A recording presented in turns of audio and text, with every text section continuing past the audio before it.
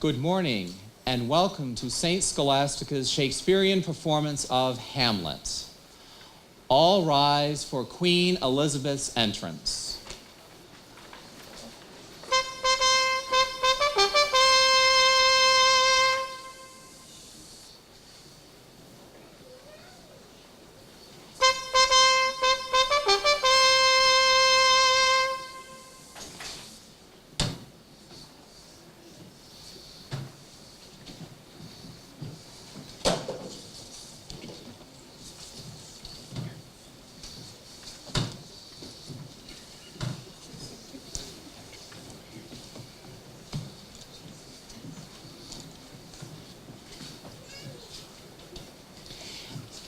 We would now like to invite Father George to pray a Hail Mary with us for a successful performance.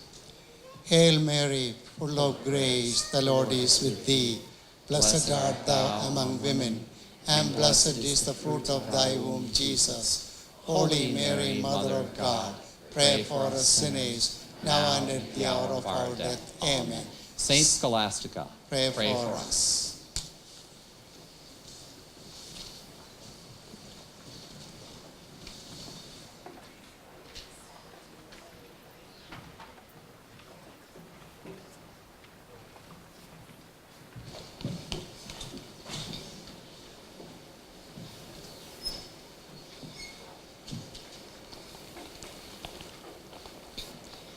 The scene opens at Elsinore Castle in Denmark. The castle guards have asked Horatio to help them deal with a ghost that has appeared at night. When the ghost appears, Horatio thinks that it looks like King Hamlet, the late King of Denmark. Horatio decides to tell Prince Hamlet about the ghost of his father.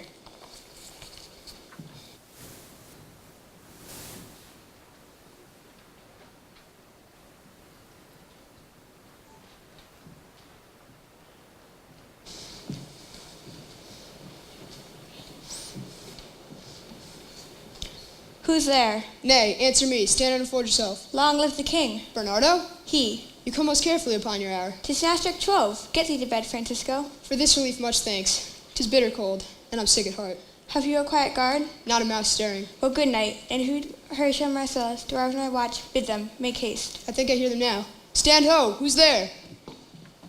Friends to this ground. And liegemen to the Dane. Give you good night. Oh, farewell, honest soldier. Who hath relieved you? Bernardo has my place. Give you good night. Holla, Bernardo. Say, what? Is Horatio there? A piece of him. Welcome, Horatio. Welcome, good Marcellus. What, has this thing appeared again tonight? I have seen nothing. Horatio says 'tis but our fantasy.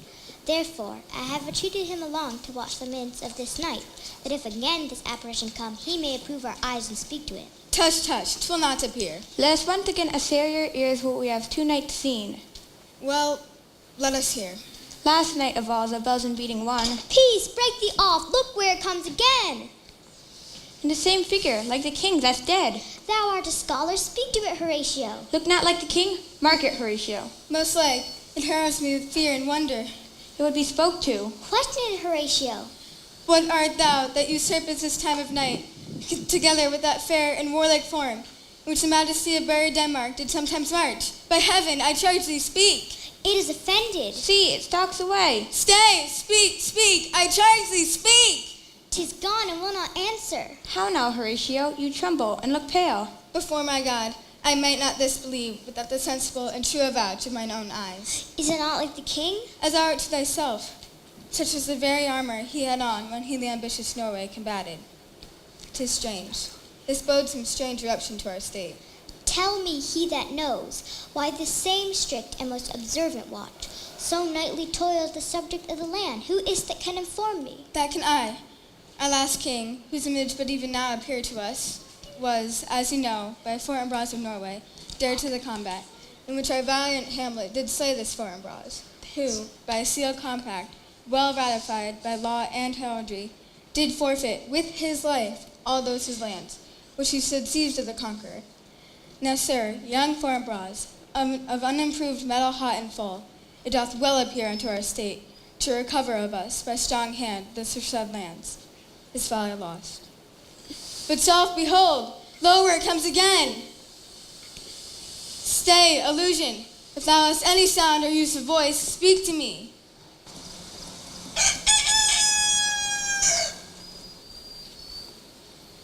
If thou art privy to thy country's fate, which happily for knowing may avoid, oh, speak, stay, and speak. Stop it, Marcellus. Shall I strike it with my partisan? Do the fool not stand? 'Tis here. 'Tis here. 'Tis gone. We do it wrong to offer it the show of violence. It was about to speak when the cock crew. It faded on the crowing of the cock. Let us impart what we have seen tonight unto young Hamlet, for upon my life, the spirit dumb to us will speak to him. Let's do it, I pray.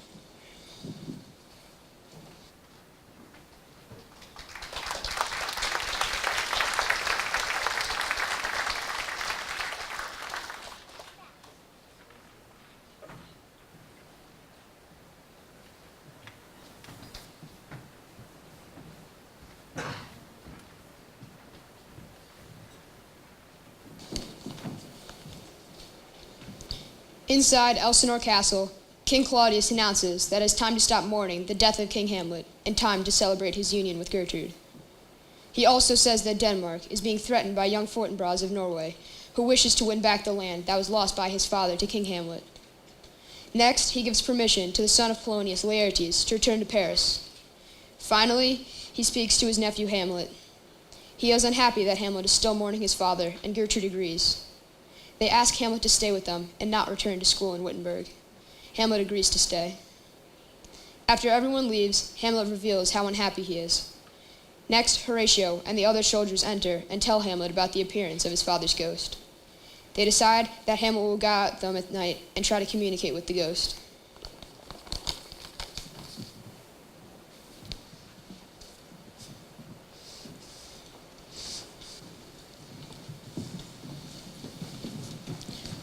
Though yet of Hamlet, our dear brother's death, the memory be green that is us befitted to bear our hearts in grief. Therefore, our sometime sister, now our queen, with mirth and funeral, and with dirge and marriage, in equal scale weighing delight and dole, taken to wife for all our thanks. Now follows. Young Fortinbras hath not failed to pester us with message, importing the surrender of those lands lost by his father. Now we have here rich Norway, uncle of young Fortinbras, who, bedrid, scarcely hears of his nephew's purpose to suppress his further gait herein. We here dispatch you, good Cornelius, and you, Voltimand, for bearers of this greeting to old Norway. Farewell, and let your haste commend your duty. In that and all things we will show our duty. We doubt it nothing. Heartily farewell. Now, Laertes, what news with you? My dread lord, your leave in favor to return to France. From whence, though willingly, I came to Denmark to show my duty in your coronation, yet now I must confess that duty done, my thoughts and wishes bend again towards France, and bow them to your gracious leave and pardon. Have you your father's leave? What says Pelodius? He hath, my lord. Upon his will I seal my heart consent. I do beseech you, give him leave to go. Take thou fair hour, Laertes. Time be thine, and thy best graces. Spend it at thy will. Now, my cousin Hamlet, and my son. Little more than kin and less than kind. How is it that the clouds still hang on you? Not so, my lord. I am too much in the sun. Good Hamlet, cast thy nighted colour off, and let thine eyes look like a friend on Denmark. Do not forever with thy veiled lids seek for thy noble father in the dust. Thou know'st 'tis common, all that lives must die, passing through nature into eternity. Aye, madam, it is common. If it be, why seems it so particular with thee? Seems, madam, nay it is, I know not seems, nor customary suits of solemn black, that can denote me truly. But I have that within which path I show. These but the trappings and the suits of woe. 'Tis sweet and commendable in your nature, Hamlet, to give these mourning duties to your father. But you must know your father lost a father, and that father lost his. But to persevere in obstinate condonement, 'tis unmanly grief. It shows a will most incorrect to heaven. Fights is a fault to heaven, a fault against nature, a fault to the dead. We pray you, throw to earth this unprevailing woe, and think of us, as of a father, for let the world take note. You are the most immediate to your throne. With no less nobility of love than which a dearest father bears his son, do I impart towards you. If you are intent in going back to school in Wittenberg, it is most retrograde to our desire. We pray you, bend you to remain here, in the cheer and comfort of our eye, our chiefest courtier, cousin, and our son. Let not thy mother lose her prayers, Hamlet. I pray thee, stay with us. Go not to Wittenberg. I shall in all my best obey you, madam. Why, 'tis a loving and fair reply. Madam, come. This gentle and unforced accord of Hamlet sits smiling to my heart. Come away.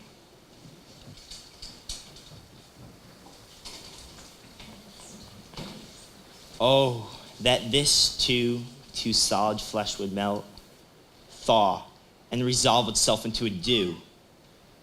Or that the everlasting had not fixed his cannon against self-slaughter. Oh God, God, how weary, stale, flat, and unprofitable seems to me all the uses of this world. Fie, things rank and gross in nature possess it merely. That it should come to this, but 2 months dead, nay, not so much, not 2. So excellent a king, that was, to this, so loving to my mother. Must I remember? Why, she would hang on him, and yet within a month, let me not think on it. A little month, or ere those shoes were old, which she mourned over my poor father's dead body, all tears. O God, a beast that once discourse of reason would have mourned longer, married with my uncle, my father's brother, but no more like my father than I to Hercules. Within a month, she married. It is not, nor it cannot come to good. But break my heart, for I must hold thy tongue. Hail to your lordship. I am glad to see you well, Horatio, or do you forget thyself? The same, my lord, and your poor servant ever. My good lord. I'm glad to see you. Good even, sir. But what in faith came you from Wittenberg? What is your affair in Elsinore? My lord, I came to see your father's funeral. I pray thee, do not mock me, fellow student. I think it was to see my mother's wedding. Indeed, my lord, it followed hard upon. Thrift, Horatio. The funeral baked meats did coldly furnish forth the marriage tables. My father, methinks I saw my father. Where, my lord? In my mind's eye, Horatio. I saw him once. He was a goodly king. He was a man. Take him for all in all. I shall not look upon his like again. My lord, I think I saw him yesternight. Saw? Who? My lord, the king your father. The king my father? For God's love, let me hear. 2 nights together had these gentlemen, Marcellus and Bernardo, on their watch encountered a figure like your father, armed at point exactly capape, and with solemn march thrice he walked by their oppressed and fear surprised eyes, whilst they stand dumb and speak not to it. This to me in dreadful secrecy impart they did, and I with them that their night kept the watch where the apparition comes. I knew your father, these hands are not more like. But where was this? My lord, upon the platform where we'd watched. Did you not speak to it? My lord, I did, but answer made it none. Yet once we thought it lifted up its head as it would speak, but then the morning cock crew loud, and at the sound it vanished from our sight. 'Tis very strange. We did think it writ down in our duty to let you know of it. Indeed, sirs, but this troubles me. Have you the watch tonight? We do, my lord. Armed, you say? Armed, my lord. From top to toe? My lord, from head to foot. Then saw you not his face? Oh yes, my lord. He wore his beaver up. What, looked he frowningly? A countenance more in sorrow than in anger. Pale or red? Nay, very pale. And fixed his eyes upon you? Most constantly. I would I had been there. It would have much amazed you. Very like. Stayed it long? Not when I saw it. I will watch tonight. Perchance 'twill walk again. I warrant it will. If it assume my noble father's person, I'll speak to it. And I pray you all, let it be tenable to your silence still. So upon the platform, 'twixt 11 and 12, I'll visit you. Our duty to your honor. Farewell. My father's spear in arms, all is not well. Would the night were come.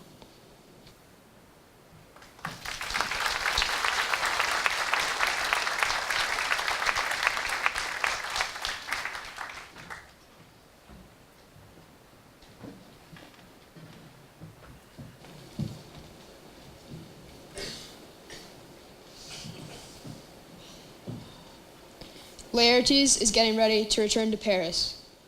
He says goodbye to his sister Ophelia and tells her that Hamlet is not really in love with her, and that because Hamlet is a prince, he is not free to marry her. Their father Polonius enters and gives Laertes advice about his life in France. Then Polonius tells Ophelia that she should not allow Hamlet to spend time with her. Ophelia will obey Polonius.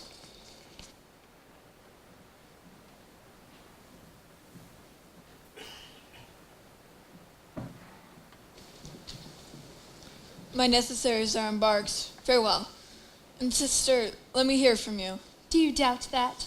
For Hamlet, in the trifling of his favor, hold it to a fashion, forward, not permanent, sweet, not lasting, no more. No more but so? Think it no more. Perhaps he loves you now, but you must fear his greatness weighed, his will is not his own, for he himself is subject to his birth, and therefore must his choice be circumscribed. Weigh what loss your honor may sustain if with too credent ear you list his songs, or lose your heart. Fear it, Ophelia, fear it, my dear sister, and stay you in the rear of your affection, out of the shot, in danger of desire. Be wary then, best safety lies in fear. I shall the effect of this good lesson keep, as watchman to my heart. But good my brother, do not as some ungracious pastors do, show me the steep and thorny way to heaven, whilst like a puffed and reckless libertine, himself the primrose path of dalliance treads, and recks not his own reed. Oh, fear me not. But here my father comes. A double blessing is a double grace. Occasion smiles upon a second leave. Laertes, my blessing with thee, and these few precepts in thy memory. See thou character, give thy thoughts no tongue. Be thou familiar, but by no means vulgar. Beware of entrance to quarrel, but being in, bear that the opposed may beware of thee. Give every man thy ear, but few thy voice. Costly thy habit as thy purse can buy, not expressed in fancy. Rich, not gaudy, for apparel oft proclaims the man, and they in France, of the best rank and station, are the most select and generous chief in that. Neither a boor nor a lender be. This above all, to thine own self be true. Farewell, my blessing season this in thee. Most humbly do I take my leave, my lord. The time invites you. Go, your servants tend. Farewell, Ophelia, and remember well what I've said to you. 'Tis in my memory locked, and you yourself shall keep the key of it. Farewell. What is it, Ophelia? He hath said to you. So please you, something touching the Lord Hamlet. 'Tis told me he hath very oft of late given private time to you, and you yourself, of your audience, have been most free and bounteous. If it be so, you do not understand yourself so clearly as it behoves my daughter and your honor. What is between you? Give me up the truth. He hath, my lord, of late, in many tenders of his affection to me. Affection? You speak like a green girl. Do you believe his tenders, as you call them? I do not know, my lord, what I should think. Marry, I'll teach you. Think yourself a babe, that you obtain these tenders for true pay. Tender yourself more dearly, or you'll tender me a fool. My lord, he hath importuned me with love, in an honorable fashion. Aye, fashion you may call it. Go to, go to. And given countenance to his speech, my lord, with almost all the holy vows of heaven. Ophelia, do not believe his vows, for they are brokers. I would not, in plain terms, from this time forth, allow you to give words or talk with the Lord Hamlet. Look to it, I charge you. I shall obey, my lord.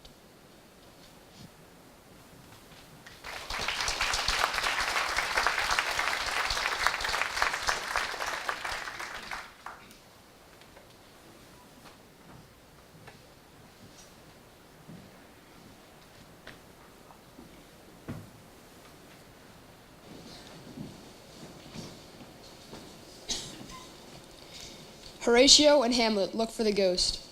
The ghost arrives, and Hamlet tries to speak to it.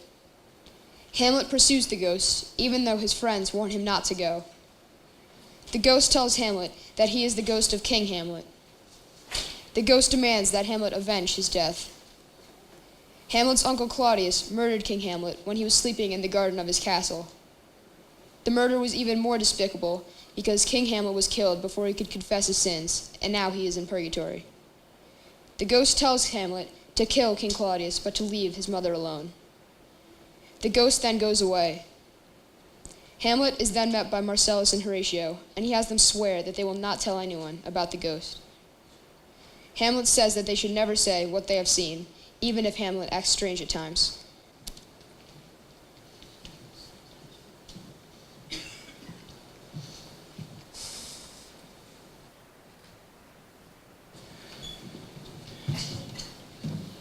The air bites shrewdly, It is very cold. It is a nipping and eager air. What hour now? I think it lacks a 12. No, it is struck. Look, my lord, it comes. Angels and ministers of grace defend us. Be thy intents wicked or charitable, that comes in such a questionable shape, I will speak to it. I'll call thee Hamlet, king, father, royal dame. Oh, answer me. What may this mean, that thou, dead corpse, again in complete steel, revisit it? It beckons you to go away with it. You alone. Look, it waves you to a more removed ground, but do not go with it. No, by no means.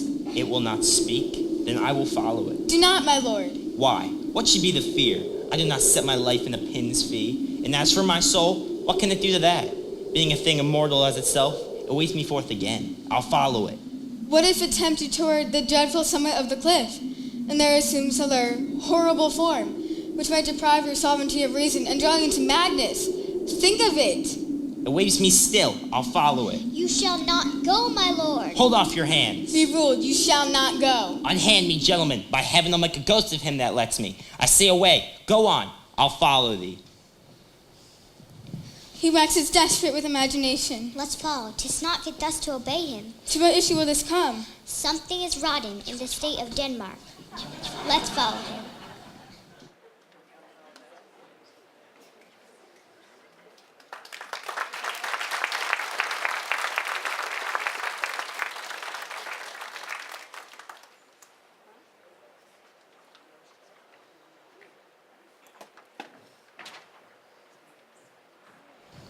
Where wilt thou lead me? Speak. I'll go no further. Mark me. I will.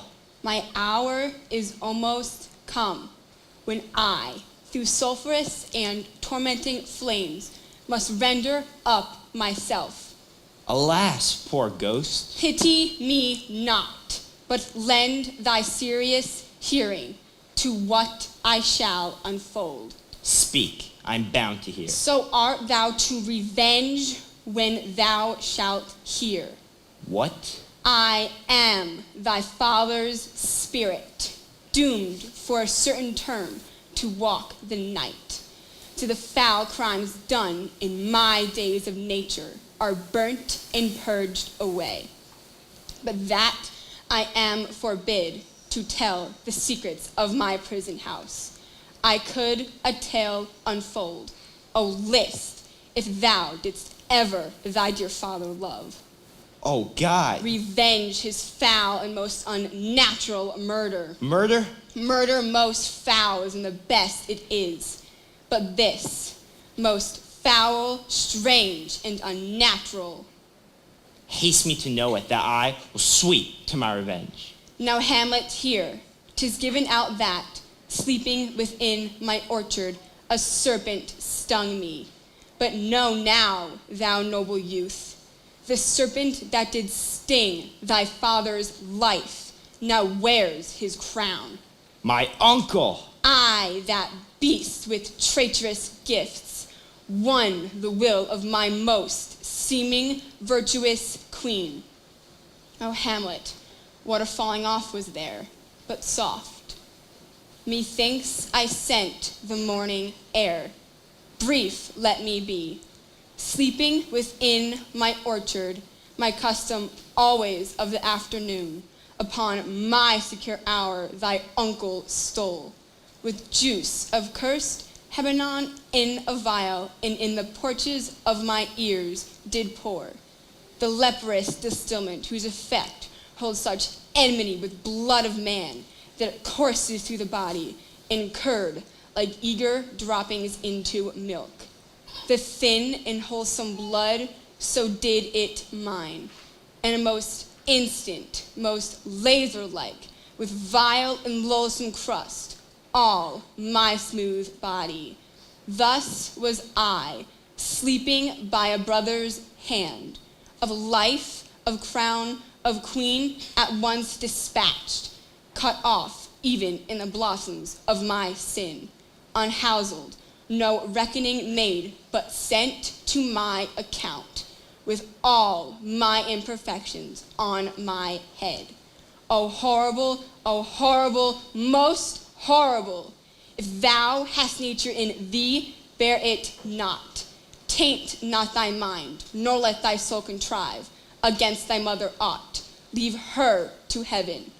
Fare thee well at once. The glowworm shows the matin to be near. Adieu, adieu, Hamlet, remember me. Remember thee, I, thou poor ghost, O most pernicious woman, O villain, villain, smiling, villain. So, uncle, there you are. Now to my word. It is adieu, do you remember me? I have sworn it. My lord, Lord Hamlet. Heaven secure him. So be it. Hello, ho, ho, my lord. Hello, ho, ho, boy. Come, come. How is my noble lord? What news, my lord? Oh, wonderful. Good, my lord, tell it. No, you'll reveal it. Not I, my lord, by heaven. Nor I, my lord. You'll be secret? I, by heaven, my lord. There's ne'er a villain dwelling in all Denmark, but he's an errant knave. There needs no ghost, my lord, come from the grave to tell us this. Why, right, you are in the right. I hold it fit that we shake hands and part, for all men have business and desire. Look you, I'll go pray. These are but wild and whirling words, my lord. I'm sorry they offend you. There's no offense, my lord. Yes, by St. Patrick, there is Horatio, touching this vision here. It is an honest ghost. Now, good friends, grant me one poor request. What is it, my lord? Never to make known what you have seen tonight. My lord, we will not. Nay, but swear it. In faith, my lord, not I. Nor I, my lord, in faith. Upon my sword. We have sworn, my lord, already. Indeed, upon my sword, indeed. Swear! Consent to swear. Propose the oath, my lord. Never to speak of this that you have seen. Swear by my sword. Swear! Lay your hands again on my sword. Never to speak of this that you have heard. Swear by my sword. Swear! Oh, day and night, but this is wonder strange. There are more things in heaven and earth, Horatio, than dreamt of in your philosophy. I perchance hereafter shall put an antic disposition on. Swear. Swear! Rest, rest, perturbed spirit. O cursed spite, that ever I was born to set it right. Nay, come, let's go together.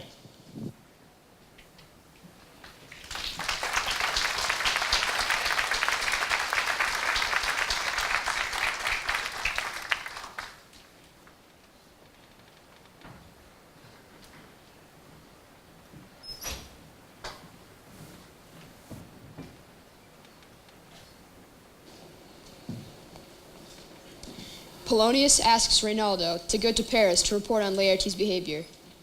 Ophelia enters and is upset by Hamlet's actions toward her. Polonius thinks Hamlet is acting crazy because Ophelia has refused to see him. He decides to tell the king about Hamlet's odd behavior.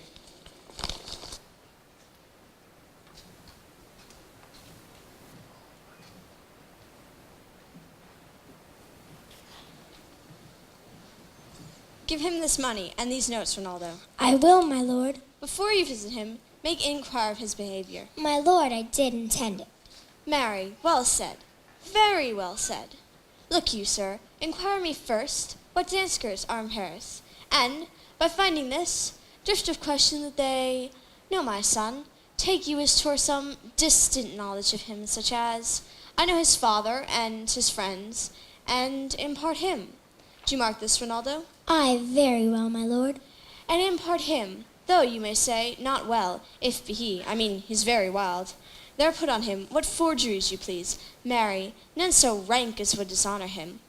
But, sir, such usual slips that our companions noted and most known to youth and liberty.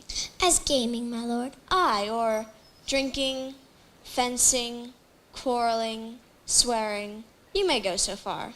My lord, that would dishonor him. Faith, no, that's not my meaning, but breathe his faults so quaintly that they may seem the taints of liberty. But my good lord. Wherefore should you do this? Aye, my lord, I would know that. Marry, sir, here's my drift, and I believe it is a fetch of wit. You laying these slight sullies on my son. Mark you, your party and converse. Be assured he closes in this consequence, good sir, or friend, or gentleman. Very good, my lord. What was I about to say? By the mass, I was about to say something. Where did I leave? At closes in the consequence, at gentlemen, or so. At closes in the consequence. I, Mary. He closes thus. I know the gentleman. I saw him yesterday or the other day or then with such and such. And there was a gaming. See you now. Your bait of falsehood takes the carp of truth. Thus do we, by indirections, find directions out. You have me, have you not? My lord, I have. God be with you. Fare you well. How now, Ophelia? What's the matter? Oh, my lord, I have been so affrighted. With what in the name of God? My lord, as I was sewing in my closet, Lord Hamlet, with his doublet all unbraced, no hat upon his head, his stockings fouled, ungartered, and down-gyved to his ankles, pale as his shirt, his knees knocking each other, and with the look, so piteous and purport, as if he had been loosed out of hell to speak of horrors. He comes before me. Mad for thy love? My lord, I do not know, but truly, I do fear it. What said he? He took me by the wrist and held me hard. Then goes he to the length of all his arm, and with his other hand, thus o'er his brow, he falls to such perusal of my face, as he would draw it. Long stayed he so.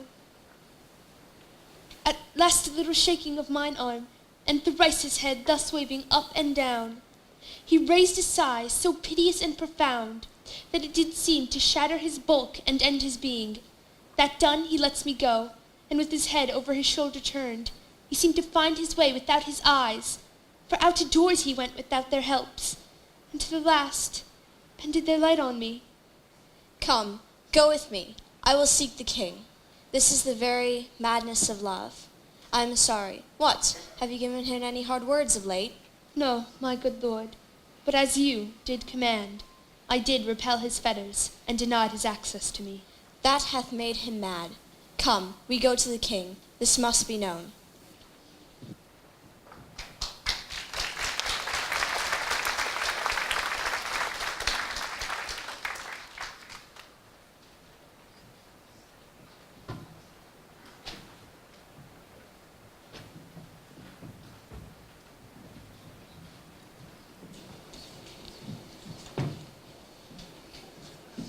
Rosencrantz and Guildenstern, two friends of Hamlet, have been summoned by King Claudius to discover why Hamlet is acting mad.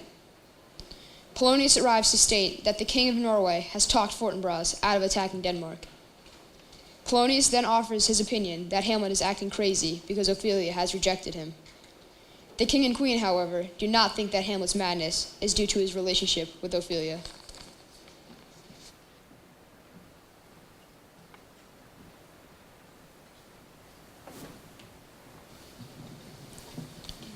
Welcome, dear Rosencrantz and Guildenstern. The need we have to use you did provoke our hasty sending. Something have you heard of Hamlet's transformation, so call it? The exterior nor the inward man resembles that it was. More than his father's death that hath put him so much from the understanding of himself I cannot dream of. We entreat you both, that being brought up with him, and so neighbored to his youth and behavior, that you rest in our court sometime, so by our companies, to draw him on to pleasures, and gather what afflicts him thus, and if it lies within our remedy. Good gentlemen, he hath much talked of you, and sure I am to men there are not living to whom he more adheres. Therefore, if it please you to show us much gentry and goodwill, as to expend your time with us awhile for the supply and profit of our hope, you shall receive such thanks as fits a king's remembrance. Both your majesties might, by the sovereign power you have over us, put your dread pleasure more into command than to entreaty. But we both obey, and he'll give up ourselves to lay our service freely at your feet, to be commanded. Thanks, Guildenstern and gentle Rosencrantz. Thanks, Guildenstern and Rosencrantz. And now I beseech you instantly to visit my too much chained son. Go, some of you, bring these gentlemen where Hamlet is. Heavens make our presence and our practices pleasant and helpful to him. Aye, amen.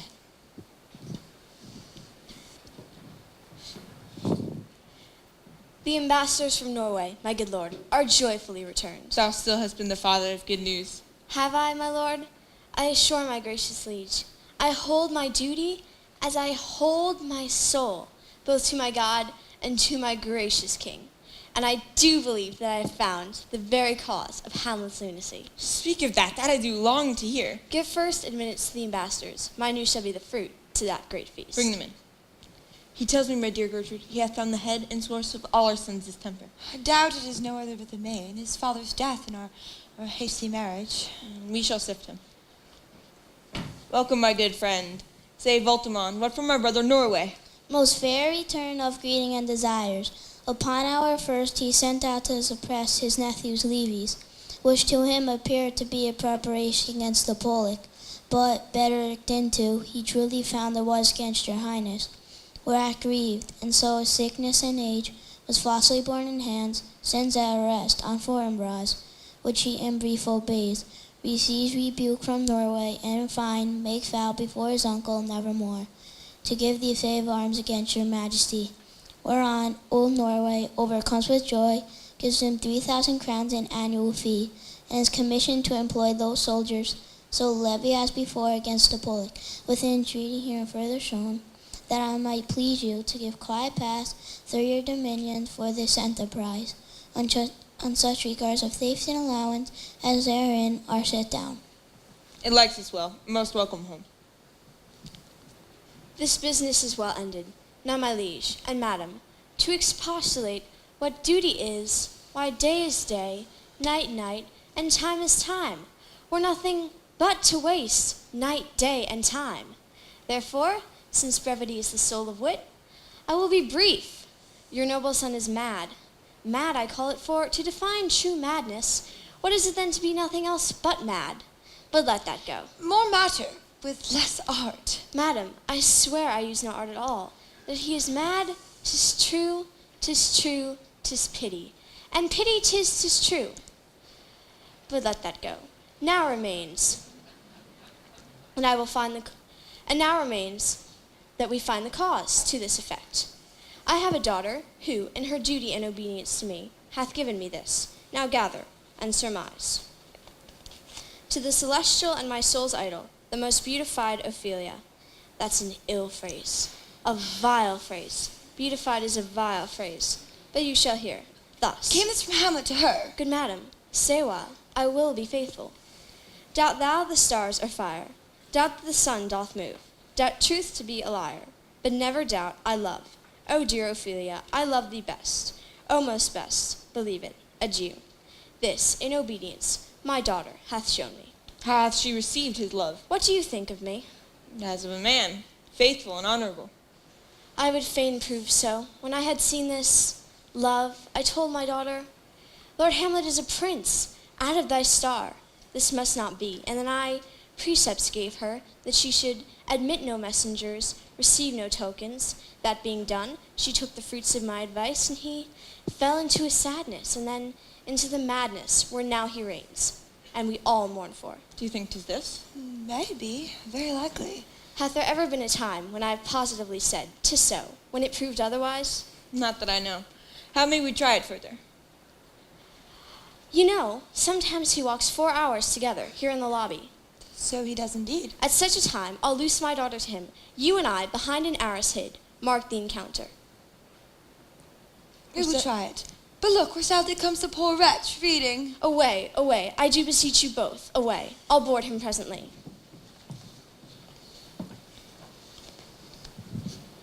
How does my good Lord Hamlet? Well, God a mercy. Do you know me, my lord? Excellent well. You are a fishmonger. Not I, my lord. Then I would you were so honest a man. Honest, my lord. Aye, sir. To be honest, as this world goes, is to be one man, picked out of 10,000. That's very true, my lord. But if the sun bred maggots to a dead dog, have you a daughter? I have, my lord. Still on my daughter, yet he knew me not at first. He said I was a fishmonger. He is far gone, and truly in my youth I suffered much extremity for love, very near this. I'll speak to him again. What do you read, my lord? Words, words, words. What is the matter, my lord? Between who? I mean, the matter that you read, my lord. Slander, sir. For the satirical rogue says that old men have gray beards, that their faces are wrinkled, and they have a plentiful lack of wit. Though this be madness, yet there is method in it. Will you walk out of the air, my lord? Into my grave? Indeed, that is out of the air. How pregnant sometimes his replies are. a happiness that madness often hits on. I will leave him and contrive the means of meeting between him and my daughter. Most humbly do I take my leave of you, my lord. You cannot, sir, take from me anything that will more willingly part withal, except my life, except my life, except my life. Fare you well, my lord. These tedious old fools. You seek the Lord Hamlet. There he is. God save you, sir. My excellent good friends, how dost thou, Guildenstern? Ah, Rosencrantz. As the indifferent children of the earth, my lord. Happy in that we are not over happy. On fortune's cap, we are not the very button. Nor the soles of her shoe? Neither, my lord. What's the news? None, my lord, but that the world's grown honest. Your news is not true. Let me question more in particular. What have you, my good friends, deserved at the hands of fortune, that she sends you to this prison hither? Prison, my lord? Denmark's a prison. Then is the world one. A goodly one, with there many confines. Denmark being one of the worst. We think not so, my lord. To me, it is a prison. Why then, your ambition makes it one. 'Tis too narrow for your mind. Oh God, I could count myself a king of infinite space, were it not that I have bad dreams. Which dreams indeed are ambitious, the very substance of the ambition is merely a shadow of a dream. A dream itself is but a shadow. Truly, and I hold ambition of so light and airy, a quality that is but a shadow's shadow. Shall we to the court? For by my fay I cannot reason. We'll wait, upon you. But in the beaten way of friendship, what make you, Elsinore? To visit you, my lord. No other occasion. Beggar that I am, I'm even poor in thanks, but I thank you. Were you not sent for? Is it your own inclining? Come, deal justly with me. Come, speak. What should we say, my lord? Why you were sent for. Here's a kind of confession in your looks. I know the good king and queen have sent for you. To what end, my lord? Be even and direct with me, whether you were sent for or no. What say you? If you love me, hold not off. My lord, we were sent for. I will tell you why. I have of late lost all my mirth, forgone all customs of exercises, and indeed it goes so heavily that this earth appears foul. To think, if you delight not, what Lenten entertainment the players shall receive from you. We caught them on their way, and hither they are coming to offer you their services. He that plays the king shall be welcome. His majesty shall have tribute of me. What players are they? Even the ones you were most wont to take delight in, the tragedians of the city. Do they hold the same estimation they did when I was in their city? Are they so followed? No, indeed are they not. How comes it? Do they grow rusty? Nay, their endeavor keeps in the wonted pace. But there is, sir, an area of children, little Aises, that cry out on the top of the question, and are most tyrannically clapped for. These now are the fashion, and so we rattle the common stages, as they are now called, that many wearing rapiers are afraid of goose quills and dare scarce come hither. Who maintains them? How are they escorted? Faith, the nation holds it no sin to tear them to controversy. There was, for a while, no money bid in the argument unless the poet and the player went to cuffs in the question. Is it possible? Oh, there has been much throwing about of brains. Do the boys carry it away? Aye, my lord. Hercules and his load too. That is not very strange, for mine uncle is the king of Denmark.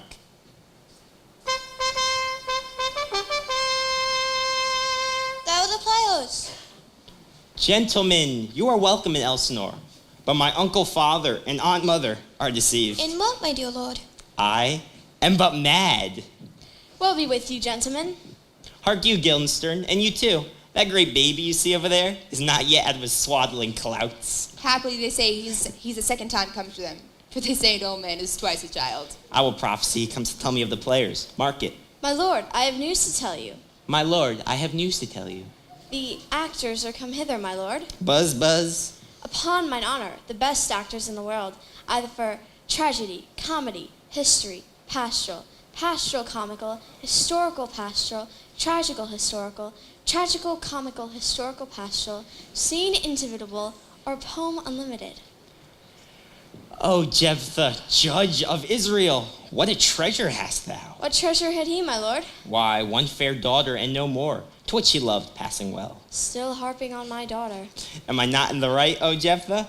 If you call me Jephthah, my lord, I have a daughter who I love passing well.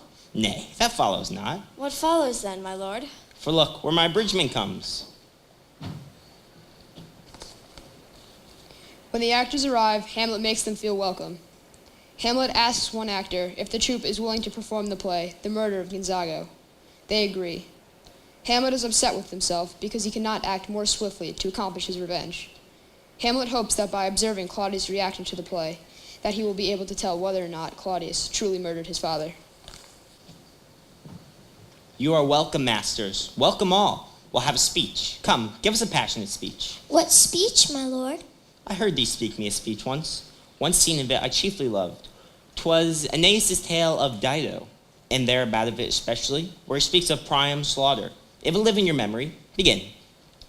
Anon he finds him striking too short at Greeks. His antique sword lies where it falls. Pyrrhus at Priam drives, in rage strikes wide. But with the whiff and wind of his fell sword, the unnerved father falls, seeming to feel this blow. With senses a lion, stoops to his base, and with a hideous crash, takes prisoner Pyrrhus' ear. This is too long. Prithee, come to Hecuba. But who has seen the mobled queen? The mobled queen. That's good. Mobled queen is good.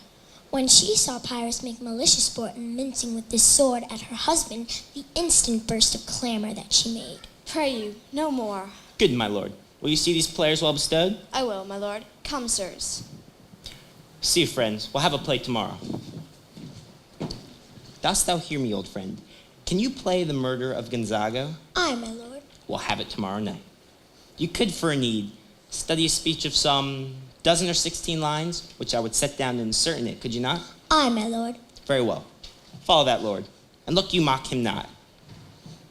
My good friends, I'll leave you till night. You are welcome in Elsinore. Good, my lord. Aye, so God be with you. Now, I am alone. Oh, what a rogue and peasant slave am I. Is it not monstrous that this player here could force tears in his eyes, and all for nothing? For Hecuba. What's Hecuba to him? That he should weep for her? He would drown the stage with tears. Yet I can say nothing. Am I a coward? That I, the son of a dear father murdered, prompted to my revenge by heaven and hell, must unpack my heart with words. Fie upon it. I'll have the players play something like the murder of my father before mine uncle. I'll observe his looks. If he but blench, I'll know my course. The play's the thing wherein I'll catch the conscience of the king.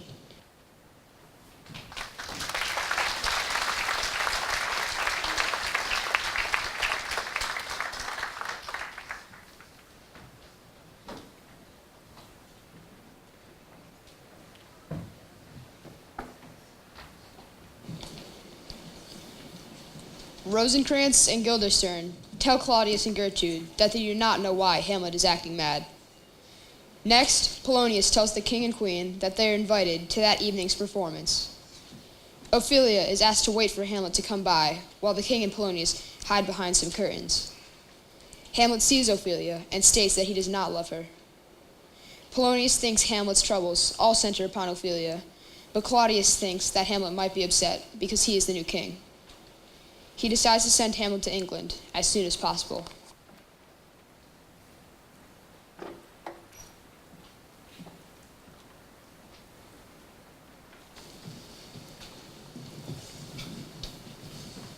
And can you by no drifts of circumstance get from him why he puts on this confusion and dangerous lunacy? He does confess he feels himself distracted, but as for the cause, he will by no means speak. Nor do we find him forward to be sounded, but with a crafty madness keeps aloof, when we should bring him unto some confession of his true state. Did he receive you well? Most like a gentleman, But with much forcing of disposition. of our demands. Most free in his reply. Did you essay him to any pastime? Oh, madam, it's so fell out that certain players be overwrought on our way. Of these we told him, and there did seem to him a sort of joy to hear about it. They are about the courts, and, as I believe, have been ordered this night to play before him. 'Tis most true, and he entreated me to beseech your majesties to hear and see the matter. With all my heart. And it doth much content me to hear him so inclined. Good gentlemen, drive his purpose on to delights. We shall, my lord. Sweet Gertrude, leave us to him, for we have sent for Hamlet, so that he may hear affront Ophelia, and her father and myself, unseen, may judge if it be the affliction of his love, or no, that thus he suffers from. I shall obey you. And for your part, Ophelia, I do wish that your good beauties be the happy cause of Hamlet's badness. So shall I hope your virtues bring him to his wonted way again. To both your honors. Madam, I wish it may. Ophelia, walk you here. Read on this. My lord, withdraw. I hear him coming.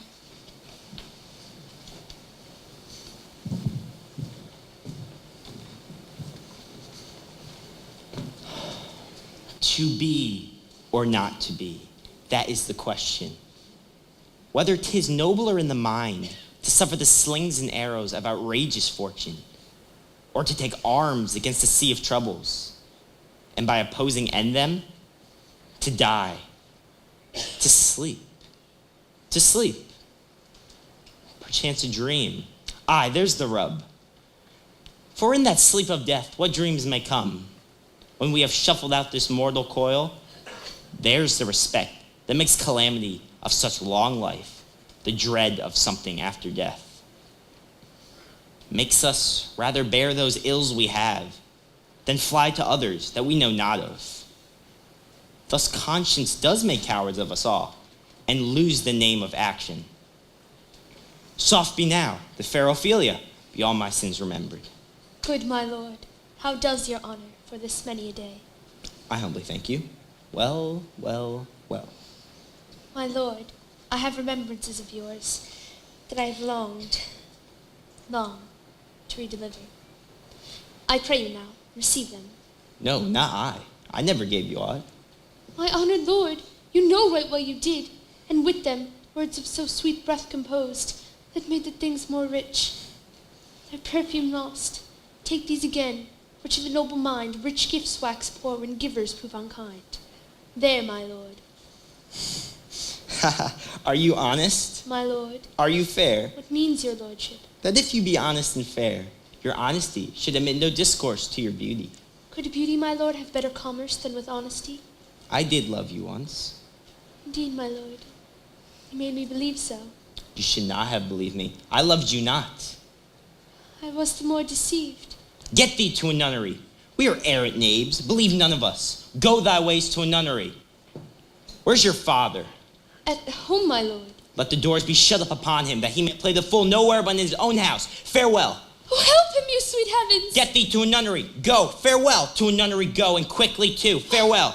Oh, heavenly powers, restore him. I have heard of your paintings too well enough. God has given you one face, and you make yourself another. Go to, I'll no more on it. It hath made me mad. I say, we will have no more marriages. To a nunnery. Go.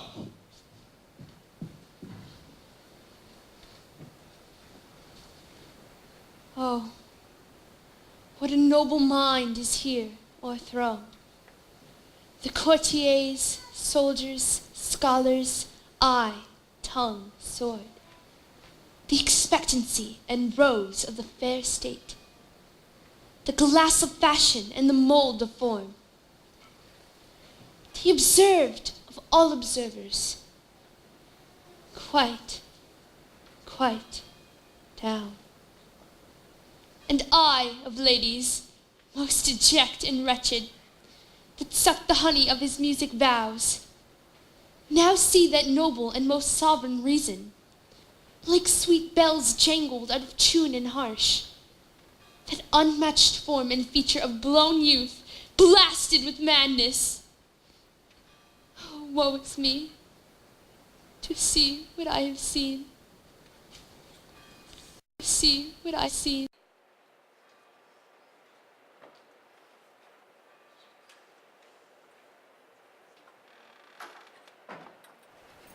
Love, his affections do not tend that way, nor what he spake was not like madness. There's something in his soul, o'er which his melancholy sits unbrewed. That will be some danger to us. To prevent it, I have in quick determination thus set down. He shall with speed to England. What think you on it? It shall do well, yet I do believe the origin and commencement of his grief sprung from neglected love. How now, Ophelia, you need not tell us what the Lord Hamlet said. We heard it all. My lord, do as you please, but if you hold it fit, after the play, let his queen mother entreat him all alone. Let her be round with him, and all be placed, so please you, in the ear of all their conference. If she find him not, to England send him. It shall be so. Madness in great ones must not unwatched go.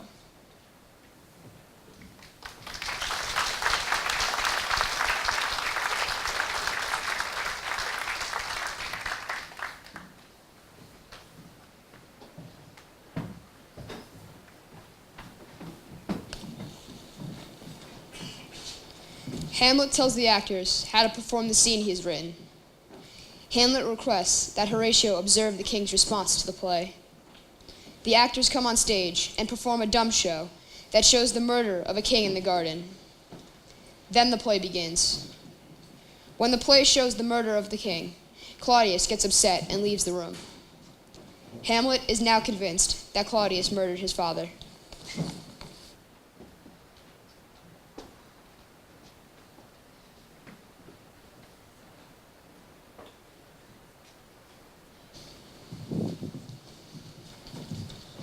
Speak the speech, I pray you, as I pronounced it to you. I won't, your honor. Go, make you ready. I hope we ever form that indifferently with us, sir. How now, my lord? Will the king hear this piece of work? And the queen too, and that presently. Bid the players make haste. Will you two help to hasten them? We will, my lord. Well, ho, Horatio. Here, sweet lord, at your service. There is a play tonight before the king. One scene of it comes near the circumstance which I have told thee of my father's death. When thou seest that act, observe mine uncle. If his guilt does not appear, for it is a ghost that we have seen. For mine eyes will rivet to his face.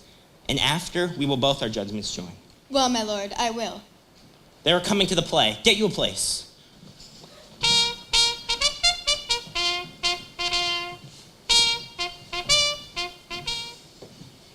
How fares our cousin Hamlet? Excellent in faith. Of a chameleon's dish, I eat the air. I have nothing with this answer. Hamlet, these words are not mine. No, nor mine now. My lord, you played once in the university. I did, my lord, and was accounted a good actor. What did you enact?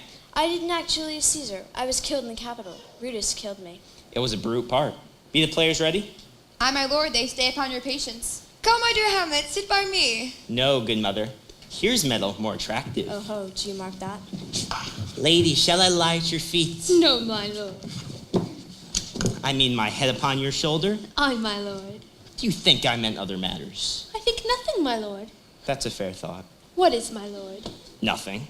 You are merry, my lord. Who, I? I, my lord. What should a man do but be merry? For look how cheerfully my mother looks, and my father died within these 2 hours. Nay, 'tis twice 2 months, my lord. So long? Oh, heavens! Died 2 months ago, and not forgotten yet?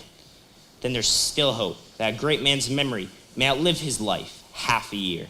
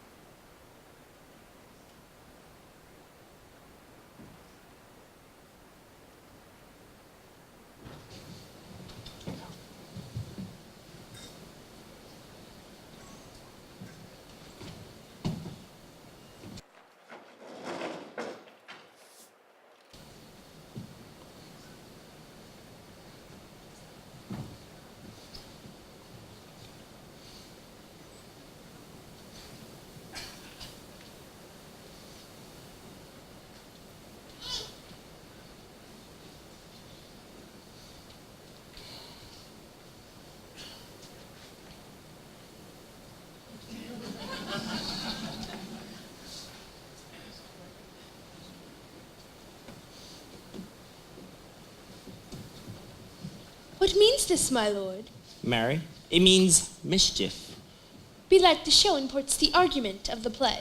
We shall know by this fellow. Will he tell us what the show meant? Aye, or any show. You are merry. You are merry. I'll mark the play. For us and for our tragedy, here stooping to our clemency, we beg your hearing patiently. Is this a prologue or a posy of a ring? 'Tis brief, my lord. As women's love.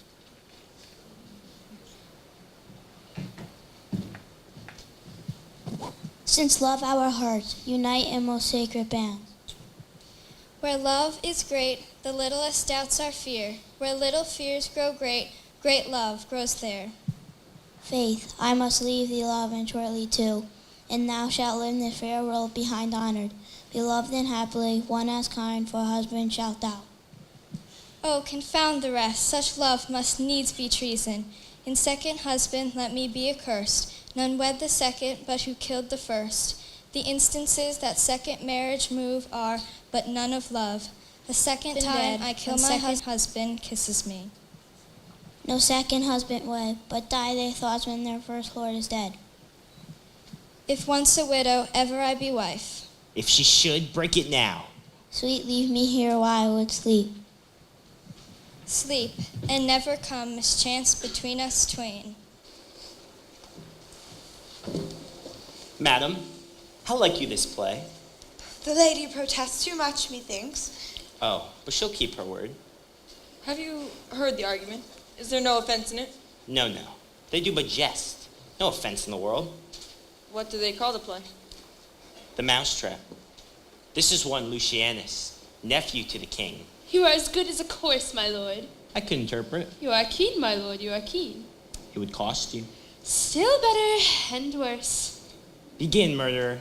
Come. Thoughts black, hands zapped, poison fit and time agreeing, no creature seeing, the mixture rank of midnight weeds unwholesome, apes her immediately. She poisons him in the garden for his estate. His name's Gonzaga. You shall see anon how the murderer takes the love of Gonzaga's wife. The king rises! What, frightened with false fire? How fares my lord? Give me light, sway!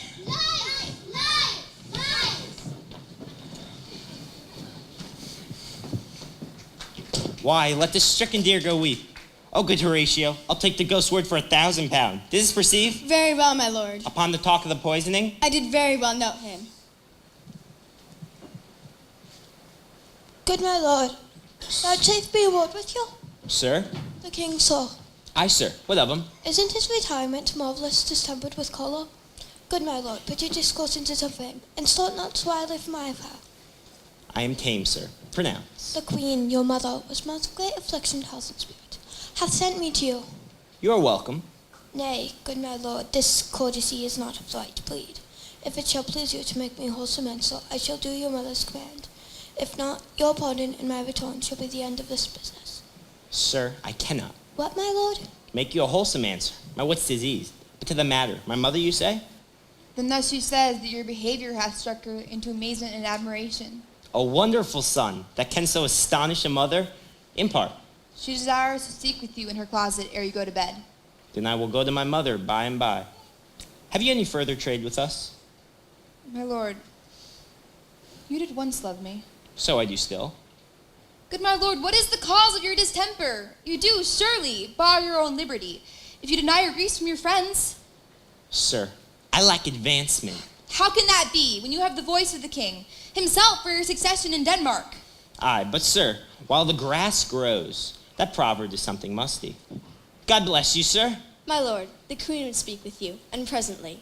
Then I will come to my mother by and by. I will say so. Leave me, friends. Soft. Now to my mother.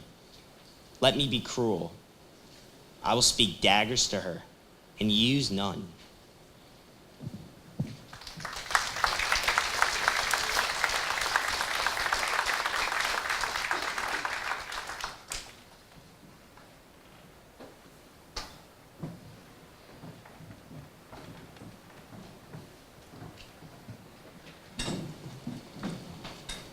The king tells Rosencrantz and Guildenstern that they will escort Hamlet to England.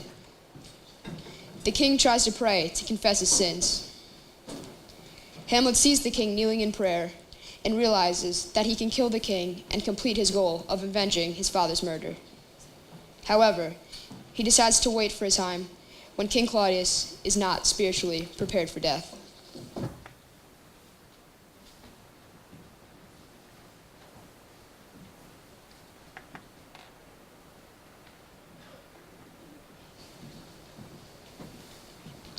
I like him not, nor stands it safe with us to let his madness rage. Therefore I will dispatch him to England along with you. Singular and peculiar life is bound with all the strengths and armor of the mind, to keep itself from annoyance and much more, the spirit upon whose wheel depends and rests the lives of many. The seas of majesty dies not alone, but, like a gulf, does draw what's near it with it.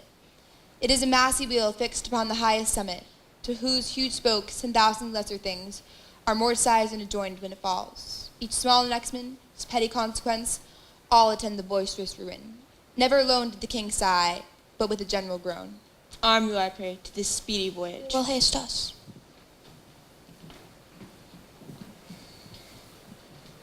My lord, he's going to his mother's closet. Behind an arras, I'll convey myself, to hear the matter, and o'erhear the speech. I'll call upon you, ere you go to bed, and tell you what I know. Thanks, dear my lord.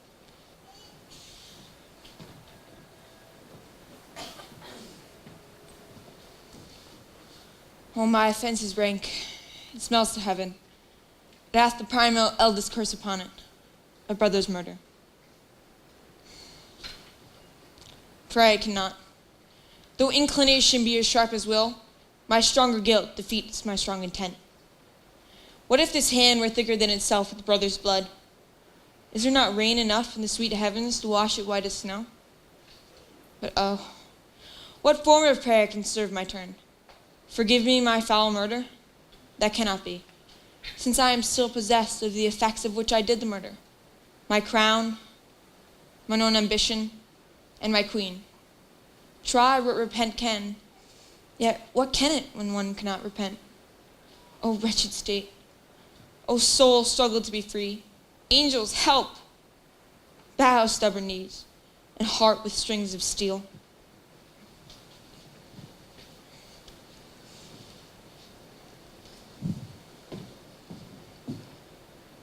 Now might I do it, Pat. Now he is praying. And now I'll do it. And so he goes to heaven.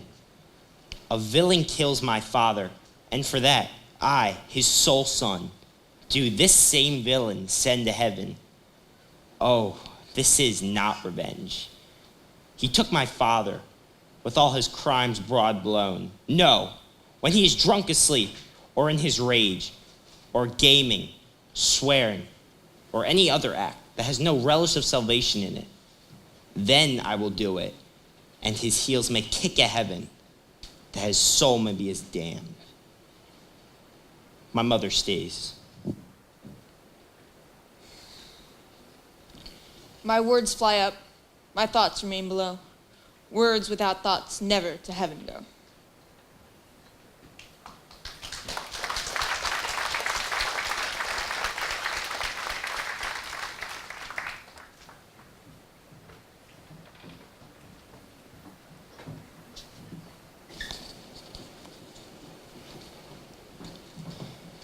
Polonius hides behind the curtain in Gertrude's room. Hamlet reproves his mother's behavior in a way that makes her afraid. She cries for help, and when Polonius tries to help her, Hamlet stabs the curtain because he thinks the figure behind the curtain is Claudius. The ghost of Hamlet's father appears and tells Hamlet to focus on revenge and not his mother. When Gertrude sees Hamlet speak with an invisible ghost, Gertrude becomes even more convinced that Hamlet is insane.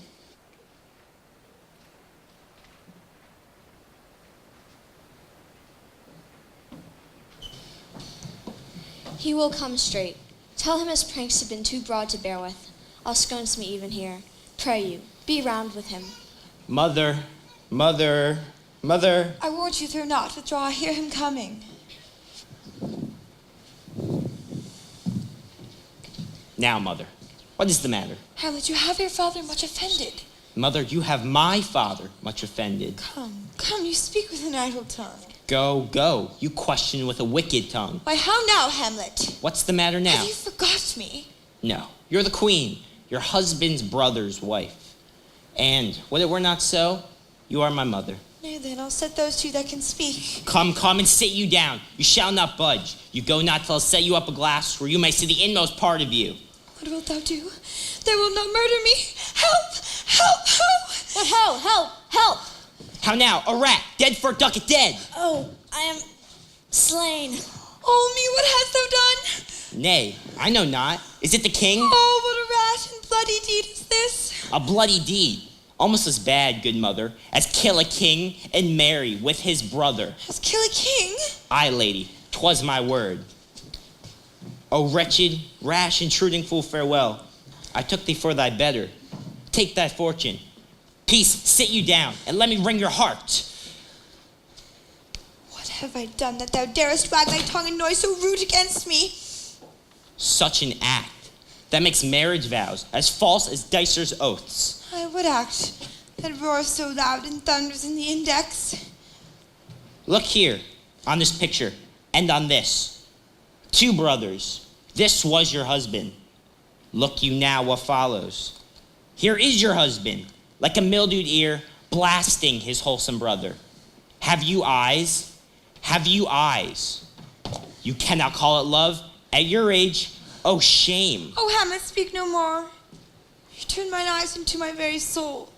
For honesty, such black and grinning spots will not leave their tinge. Nay, but stewed in corruption. No more, sweet Hamlet, thy words like daggers enter in my ears. A murderer and a villain. No more. Save me and hover over me with your wings. You heavenly guards, what would your gracious figure? Alas, he's mad. Do you not come your tardy son to chide? That, lapsed in time, let's go by the important acting of your dread command? Do not forget this visitation is but to whet thy almost blunted purpose. But look, amazement on thy mother sits, a step between her and her fighting soul. Speak to her, Hamlet. How is it with you, lady? How is it with you that you do bend your iron vacancy with the incorporeal air do hold discourse on gentle son whereon do you look? On him, on him. Look you how pale he glares. Do not look upon me. To whom do you speak this? Do you see nothing there? Nothing at all, yet all that is I see. Nor did you nothing hear? No, nothing but ourselves. Look how it steals away, my father in his habit as he lived. Look where he goes, even now, out at the portal. This is the very coinage of your brain. This body, this creation is very cunning in. Madness. It is not madness, mother. Confess yourself to heaven. Repent what's past. Avoid what is to come. Oh, Hamlet, thou hast cleft my heart in twain. Oh, throw away the worser part of it. Good night. But go not to the king, for this same Lord, I do repent. Heaven hath pleased it so to punish me with this. So again, good night. I must be cruel, only to be kind. What shall I do? By no means ravel all this matter out. For I am essentially not in madness, but mad in craft. Be thou assured, if words be made of breath, and breath of life, I have no life to breathe that thou hast said to me. I must to England, you know that. Alack, I had forgot. 'Tis so concluded on. There's letters sealed. My 2 schoolfellows will bear the mandate. This man shall send me packing. I'll lug his guts into the neighbor room. Mother, good night. Indeed, this counselor was most grave, who was in life a foolish prating knave. Come, sir. Good night, mother.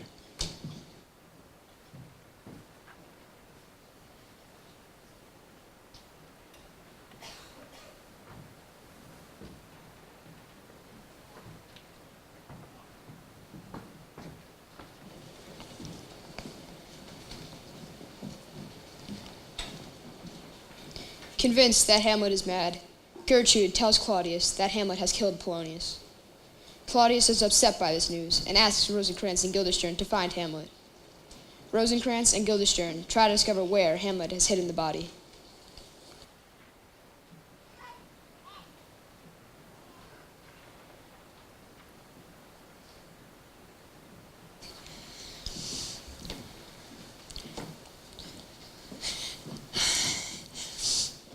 There's matter in these sighs. These profound heaves we must translate, 'tis fit we understand them. Where is your son? Bestow upon us this place a little while. Oh, my good Lord, what have I seen tonight? What, Gertrude? How does Hamlet? Mad as the sea and wind, in his lawless fit behind the arrow, seeing something stir. Whips out his rapier, cries a rat, and in his brainish apprehension, kills the unseen good old man. Oh, heavy deed. His liberty is full of threats to all. Alas, how shall this bloody deed be answered? It will be laid to us. Ho, Guildenstern! He has gone to draw apart the body. Oh, his very madness shows itself pure. Hamlet in his madness hath Pelodius slain, and from his mother's closet he hath dragged him. I pray you, go seek him out, and bring the body to the chapel. Haste. Gertrude, we shall ship him hence. My heart is full of discord and dismay.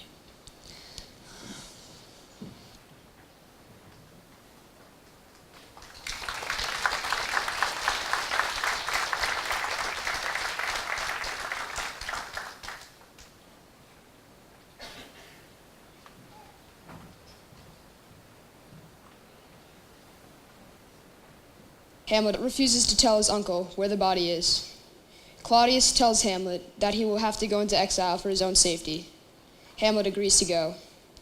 After Hamlet leaves, Claudius reveals that he will ask the king of Denmark to kill Hamlet.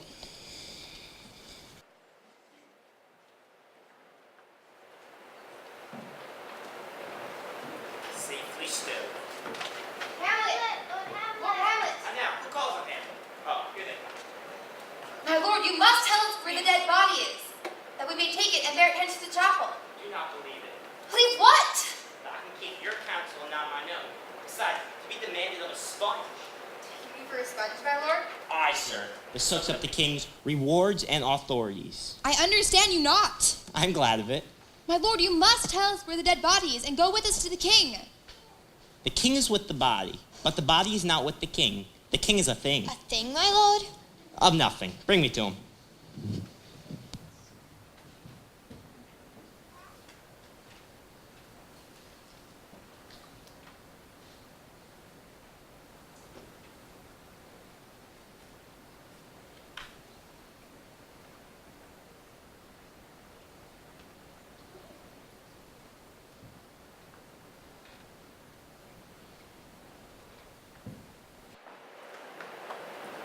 I have sent to seek him out, and to find the body. How dangerous it is that this man confused. Yet must we not be straw among others. He is loved of the multitude, and the sudden sending him away must seem deliberate. How now? What hath befallen? Where the dead body is bestowed, we cannot get from him. But where is he? Without, my lord, guarded, to know your pleasure. Bring him in. Ho, Guildenstern.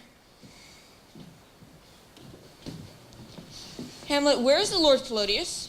At supper. At supper? Where? Where is Pelodius? In heaven. If your messengers find him not there, go look in the other place yourself. But indeed, if you do not find him within this month, you shall nose him as you go up the stairs into the lobby.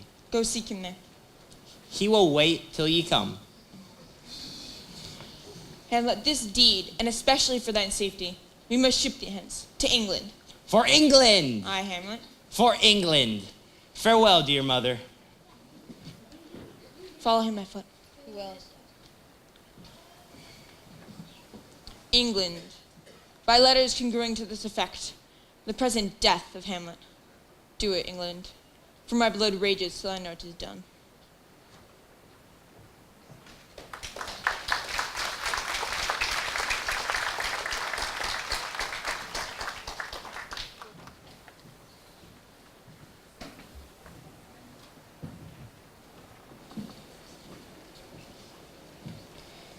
Hamlet finds Fortinbras on his way to attack Poland. Hamlet realizes that the land Fortinbras is seeking has no value. In contrast, Hamlet has been unable to seek revenge. So upset with himself, he vows to carry out his task.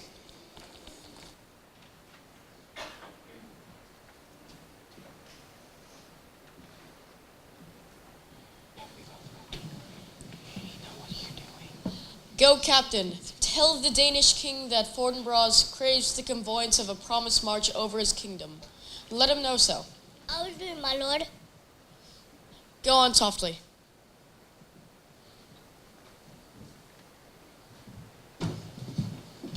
Good sir, whose powers are these? They are of Norway, sir, How purpose, sir, I pray you?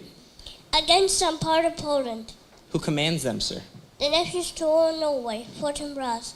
Goes it against the main of Poland or for some frontier? We go to gain a little patch of ground that hath in it no profit but the name, nor really yield any profit to Norway or the Pole. Then the Polak never will defend it. Yes, it is already garrisoned. I humbly thank you, sir. God be with you, sir.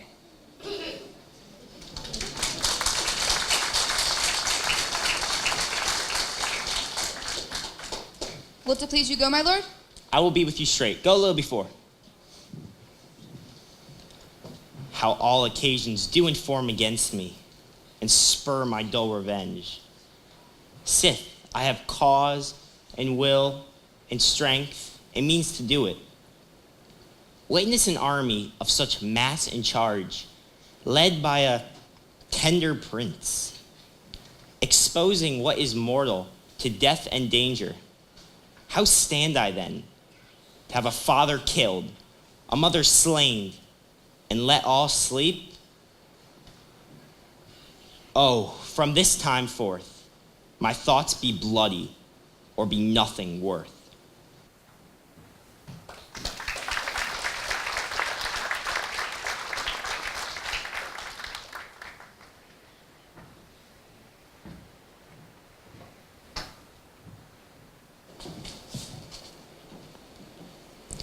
Ophelia enters, insane because of the death of her father and the exile of Hamlet. Ophelia distractedly sings love songs. Laertes is angry about the death of his father and his quick burial. When Ophelia enters, obviously mad, Laertes vows to punish whoever caused his father's death.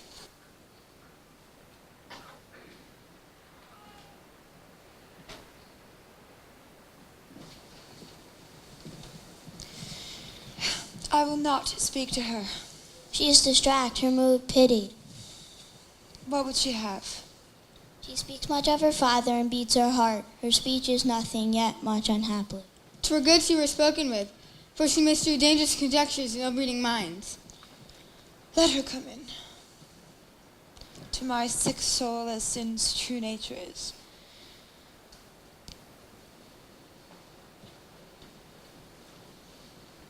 Where is the beauteous majesty of Denmark? Why, how now, Ophelia?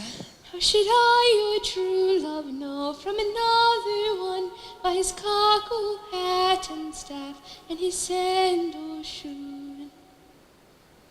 Alas, sweet lady, what imports this song?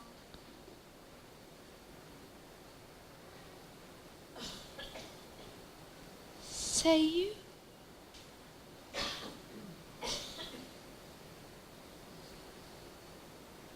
Nay.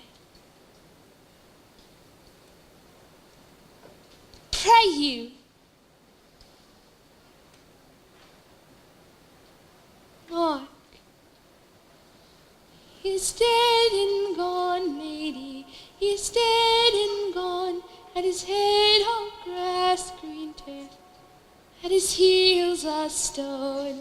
Nay, but Ophelia. Pray you. Mark. White his shroud as mountain snow. Alas, look here, my lord. Loaded with sweet flowers that beware to the grave did go, which you love shares. How do you, pretty Ophelia?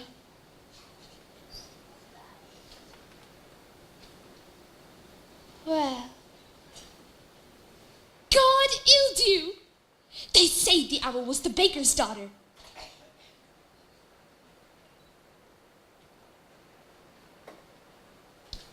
Lord, we know what we are, but not what we may be. God be at your table. concede upon her father. Pray you! Let's have no words on this!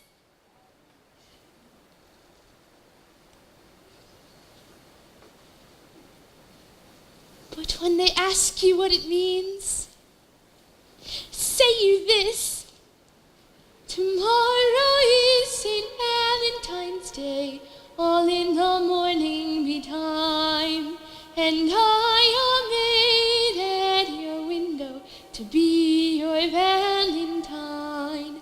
And then up he rose and donned my woes, and up the chamber door let in the maid that out a maid ever departed more. Pretty Ophelia. Indeed. Ah, without an oath, I'll make an end on it. By Jesus and by Saint Charity, alack and fie for shame. You promised me to wed. How long hath she been thus? I hope all will be well. We must be patient, but I cannot choose but weep. To think they should lay him in the cold ground. My brother shall know of it. And so I thank you for your good counsel. Come, my coach. Good night, ladies. Good night. Sweet ladies. Good night. Good night. Follow her close. Oh, this is the poison of deep grief. It hath sprung all from her father's death. First, her father slain, then your son gone. Poor Ophelia, divided from herself in fair judgment. Her brother is in secret come from France. Alack, what noise is this? Where are my Switzers? Let them guard the door. What's the matter? Save yourself, my lord, they cry. Laertes shall be king, Laertes shall be king. How cheerfully on the false trail they cry. Oh, this is counter, you false Danish dogs. The doors are broke. Where is this king? Sirs, stand you all without. No, let's come in. I pray you give me leave. We will, we will. I thank you, keep the door. O thou vile king, give me my father. Calmly, good Laertes. Laertes, why is it thus that the rebellion looks so giant-like? Speak, man. Where is my father? Dead. But not by him. Let him demand his fall. How came he dead? I'll be revenged most thoroughly for my father. I'm guiltless of your father's death, and most in grief for it. Let her come in. Let her come in. I know, what noise is that? Oh, heat, dry up my brains. By heaven, thy madness shall be paid by weight. O Rose of May, dear maid, kind sister, sweet Ophelia, by heavens, isn't possible a young maid's wit should be as moral as an old man's life? A boy him barefaced on the bier. Hey, Nonny, hey, Nonny. And in his grave reigned many a tear. Fare you well, my dove. Hadst thou wits, and didst persuade revenge, it could not move thus. You must sing. Down. Down. You must call him down. Oh, how the wheel becomes it! It was the false steward who stole the master's daughter. This nothing's more the matter.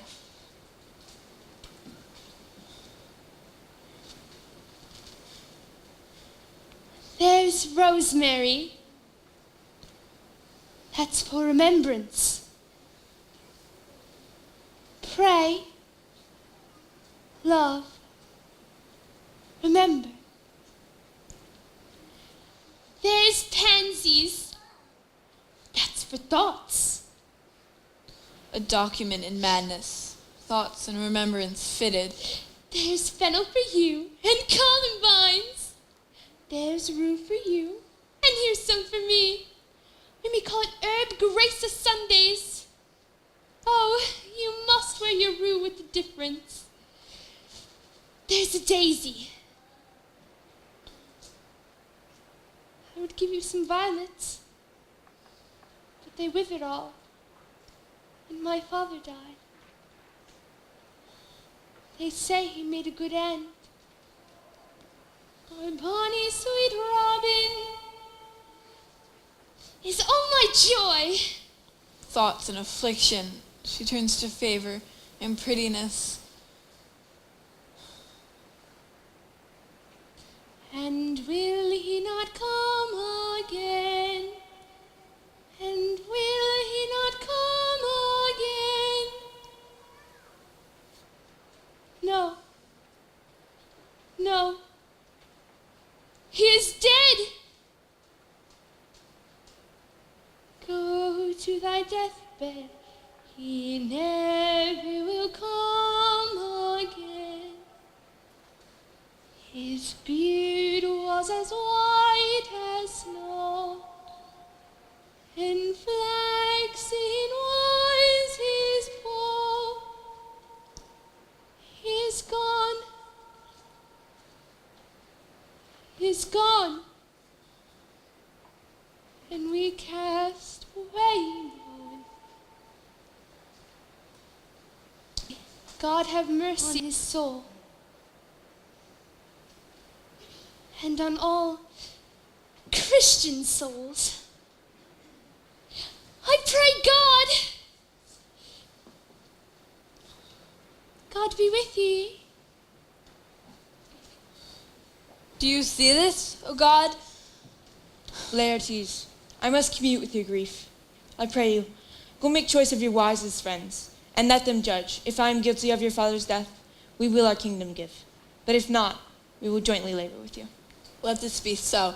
His means of death, his obscure funeral, no noble right that I must call in question. So you shall. And where the offense is, let the great axe fall.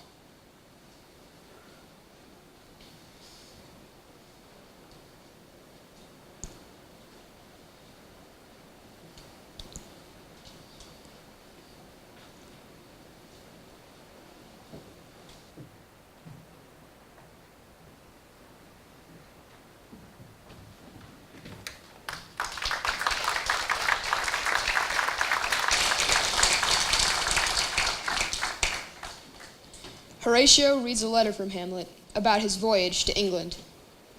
The ship was taken over by pirates, but Hamlet was spared because he was the Prince of Denmark and could offer them some favors when he returns to Denmark.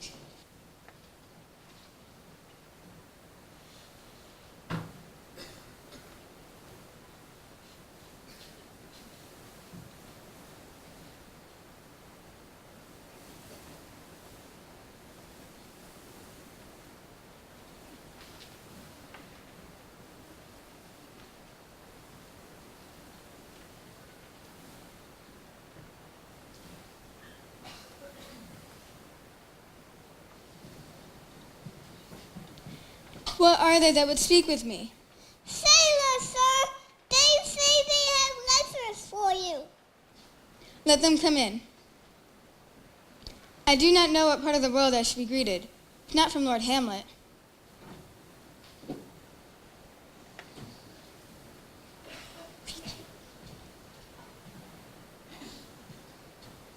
God bless you, sir. Let him bless thee too. There's a letter for you, sir. It comes from the ambassador that was bound for England. Horatio, when thou shalt have overlooked this, give these fellows some means to the king. They have letters for him. Ere we were 2 days old at sea, and a pirate of very warlike appointment gave us chase. Finding ourselves too slow of sail, we put on a compelled valor, and in the grapple I boarded them. On the instant they got clear of our ship, I alone became their prisoner. They have dealt with me with mercy, so I am to do a good turn for them. Let the king have the letters I have sent. I have words to speak in thine ear will make thee dumb. Rosencrantz and Guildenstern hold their course for England. Of them I have much to tell thee. Farewell. He that knoweth thine, Hamlet. Come, I will make you way for these letters, and die speedier that you may direct me to him from whom you have brought them.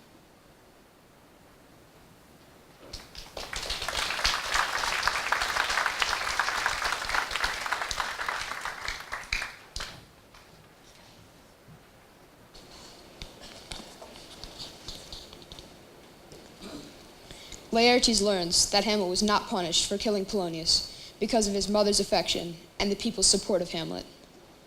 A messenger brings the king letters from Hamlet. Hamlet is coming back to Denmark alone. The king helps Laertes plan a duel between Laertes and Hamlet in order to kill Hamlet. In addition, Gertrude announces that Ophelia has drowned.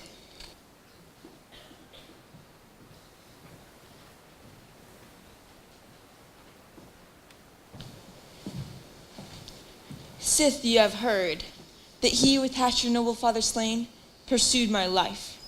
It well appears, but tell me why you proceeded not against these feats, so crimeful and capital in nature. For two special reasons. The queen. His mother lives almost by his looks. And the second motive is the great love the general gender bear him. And so have I a noble father lost, a sister driven into desperate terms, whose worth, if praises may go back again, stood challenger on the mount of all the age for her perfections. But my revenge will come. I loved your father. How now? What news? Letters, my lord, from Hamlet. This to your majesty and this to the queen. Laertes, you shall hear them. Leave us.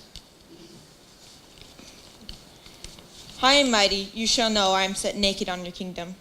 Tomorrow shall I beg leave to see your kingly eyes, when I shall, first asking pardon thereunto, recount the occasion of my sudden and more strange return. Hamlet. Is this some abuse and no such thing? Know you the hand? 'Tis Hamlet's character. Can you advise me? Let him come. It warms the very sickness of my heart that I shall live to tell him to his teeth, thus didst thou. If it be Laertes, will you be ruled by me? Aye, my lord. You will not overrule me to a peace. If he shall return, I will devise a death that even his mother shall call accident. My lord, I will be ruled. The rather, if you could devise it so that I might be the organ. It falls right. You have been talked of since you travel much, and that in the hearing of Hamlet, for a quality wherein they say you shine, and it costs him great envy. What part is this, my lord? For your rapier, most especially. What out of this, my lord? Laertes, was your father dear to you? Or are you like a painting of a style, a face without a heart? Why ask you this? Not that I think you did not love your father, but to what extent would you go to show yourself your father's son, more than in words? To cut his throat. Revenge should have no bounds. When he return, we will wager on our heads. He being remiss will not pursue the fowls, so that you may choose a sword unbaited, and in past present practice, requite him for your father. I will do it, and for that purpose, I'll anoint my sword. I bought an unction of a poison so mortal that but div a knife in it, and nothing can save the thing from death. This is but scratch withal. I'll touch my point with this contagion, that if I gall him slightly, it may be death. We should further think of this. If it should fail, we should have a backup plan. Soft, let me see. Aha. When he calls for a drink, I'll have prepared a chalice, whereon by sipping, if he by chance escape our venom stuck, our purpose shall hold there. How now, sweet queen? Laertes, your sister's drowned. Drowned? Where? There is a willow grows aslant a brook that shows its leaves in the glassy stream. There with fantastic garlands did she come, of crowflowers, nettles, daisies, and long purples. There on the pendant boughs her weeds, clambering to hang, broke, and down her weedy trophies and herself fell in the weeping brook. Her clothes spread wide, and mermaid like a wire bore her up, through which time she chanted snatches of old tunes as one incapable of her own distress. But long it could not be, before her garments, heavy with their drink, pulled the poor wretch from her melodious lay to muddy death. Alas, then, she is drowned? Drowned. Too much water hast thou, poor Ophelia, and therefore I forbid my tears. Adieu, my lord. I have a speech of fire that fain may blaze. Gertrude, let us follow, for so much had I do to calm his rage.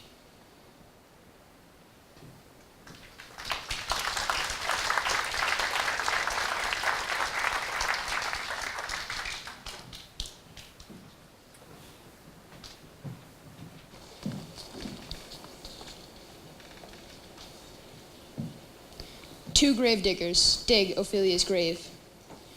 The funeral procession arrives, and everyone grieves for Ophelia.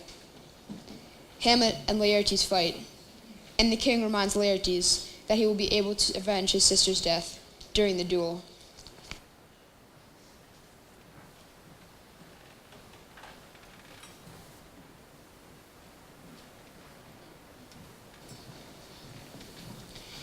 Is she to be buried in Christian burial that willfully seeks her own salvation? I tell thee she is. The crown of hath find it Christian burial. How can that be, unless she drowned herself in her own defense? Why, 'tis found so. For here lies the point. If I drown myself wittingly, it argues an act, and an act hath three branches. It is to act, to do, to perform. Argal, she drowned herself wittingly. Why, 'tis found so. Give me leave. Here lies the water. Good. Here stands the man. Good. If the man go to this water and drown himself, it is willy-nilly he goes. Mark you that. But if the water come to him and drown him, he drowns not himself. He that is not guilty of his own death shortens not his own life. But is this law? Aye, Mary, is Crowner's quest law. Oh, hath you be truth on? If this had not been a gentlewoman, she would have been buried in the Christian burial. Why, there thou sayest. And the more pity that great folks should have countenance in this world to drown or hang themselves. Come, my spade. There is no ancient gentleman, but gardeners, ditchers, and grave makers. They hold up Adam's profession. Was he a gentleman? He was the first that ever bore arms. Why, he had none. What? Art a heathen? How dost thou understand the scripture? The scripture says Adam digged. Could he dig without arms? I'll put another question to thee. If thou answerest me not to the purpose, confess thyself. Go to. What is he that builds stronger than either the mason, the shipwright, or the carpenter? The gowns maker, for a frame that lives 1,000 tenants. I like thy wit well. In youth, when I did love, methought it was very sweet to contract all the time for all my beloved. Oh, there was, methinks, nothing meet. Has this fellow no feeling of his business that he sings at grave making? Custom has made it in him a property of easiness. 'Tis even so. The hand of little employment hath the daintier sense. But age with his stealing steps hath clawed me in his clutch, and hath shipped me into the land as if I had never been such. That skull had a tongue in it, and could sing once. Might it be the pate of a politician, might it not? It might, my lord. Or a courtier, which could say, "Good morrow, sweet lord," might it not? Aye, my lord. A pickaxe and a spade for and a shrouding sheet. Oh, a pit of clay for to be made, for such a guest is meet. There's another. May that not be the skull of a lawyer? Where are his cases now? Why does he suffer this rude knave not to knock him about the scones with a dirty shovel. Whose grave is this, sirrah? Mine, sir. Oh, a pit of clay to be made for such a guest is meet. What man dost thou dig it for? For no man, sir. What woman, then? For none either. Who is to be buried in it? One that was a woman, sir, but rest her soul, she's dead. How absolute this knave is. We must speak by the card. How long hast thou been a grave maker? Of all the days of the year, I came to it that day that our last king, Hamlet, overcame Fortinbras. How long is that since? Cannot you tell that? Every fool can tell that. It was the very day that young Hamlet was born, he that is mad and sent into England. Aye, marry. Why was he sent into England? Why, because he was mad. He shall recover his wits there. Or if he do not, it's no great matter there. Why? There, the men are as mad as he. How came he mad? Very strangely, they say. Here's a skull now. This skull has lain in the earth 23 years. Whose was it? This same skull, sir, was Yorick's skull, the king's jester. This? E'en that. Let me see. Alas, poor Yorick. I knew him, Horatio. He hath borne me on his back 1,000 times. Prithee, Horatio, tell me one thing. What's that, my lord? Dost thou think Alexander looked on this fashion in the earth? Even so. And smelt so? Ha! Even so, my lord. To what base uses we may return. But soft aside. Here comes the king.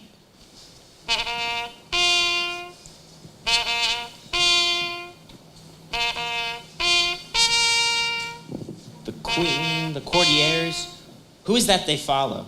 And with such maimed rites, this doth betoken. The corpse that they follow did with desperate hand, for due its own life, 'twas of some estate. Couch we a while, and mark. What ceremony else? That is Laertes, a very noble youth. What ceremony else?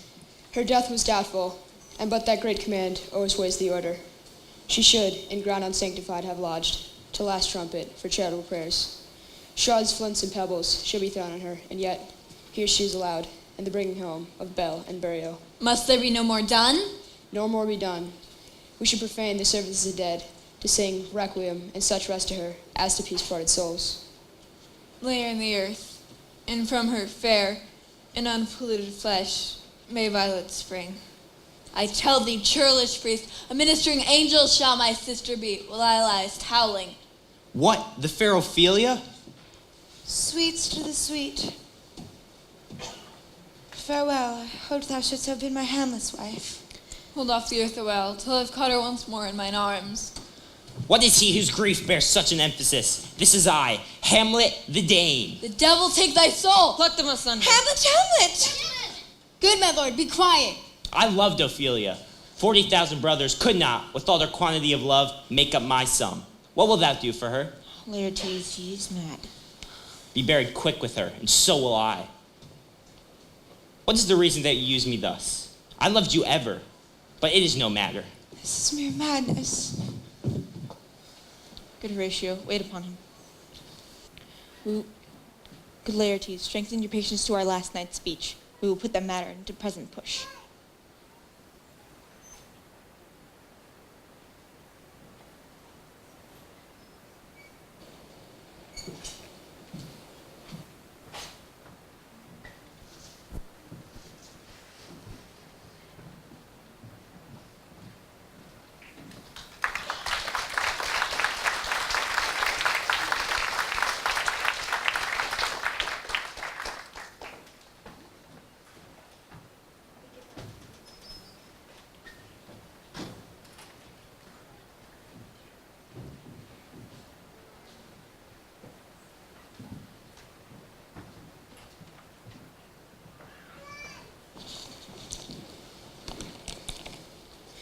Hamlet tells Horatio that Rosencrantz and Guildenstern were killed.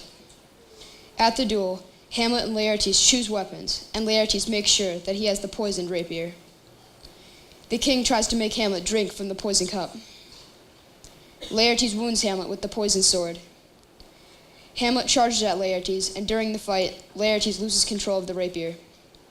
Hamlet picks it up and stabs Laertes with the poison blade. Gertrude falls to the ground and dies because she drank from the poison cup. As Laertes is dying, he tells Hamlet that the king is to blame for everything. Enraged, Hamlet stabs the king and forces him to drink the poison. The king dies, Laertes dies, and as Hamlet dies, he asks Horatio to tell his story, and he requests that Fortinbras be the next king of Denmark. Hamlet will receive a soldier's burial.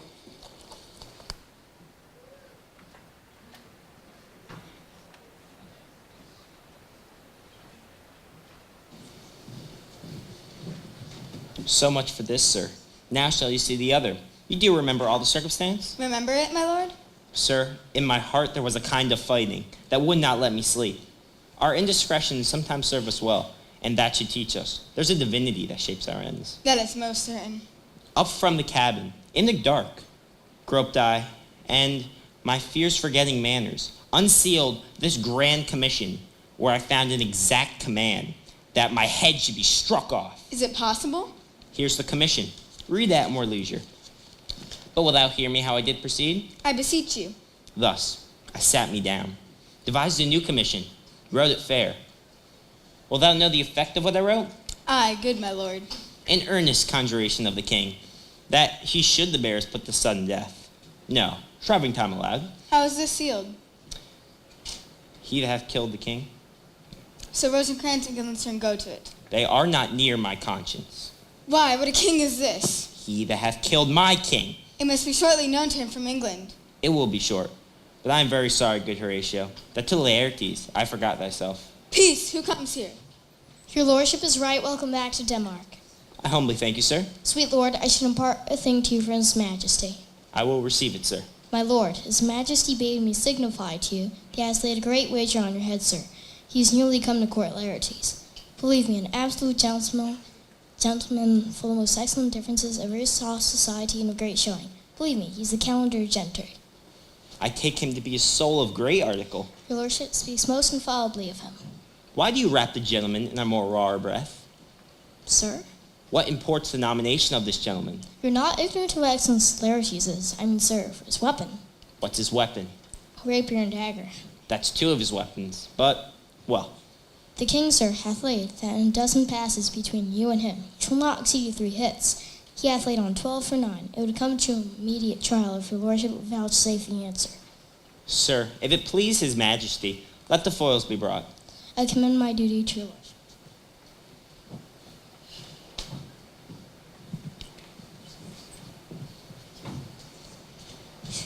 The king and queen are coming now. You will lose this wager, my lord. I do not think so. Since he went into France, I have been in continual practice. I shall win the odds. But thou wouldst not think how ill all's here about in my heart? Nay, good my lord. It is but foolery. But it is such a kind of gain-giving as would perhaps trouble a woman. If your mind is like anything, obey it. I will forestall your repair hither until you are not fit. Not a whit. If it be not now, it will come.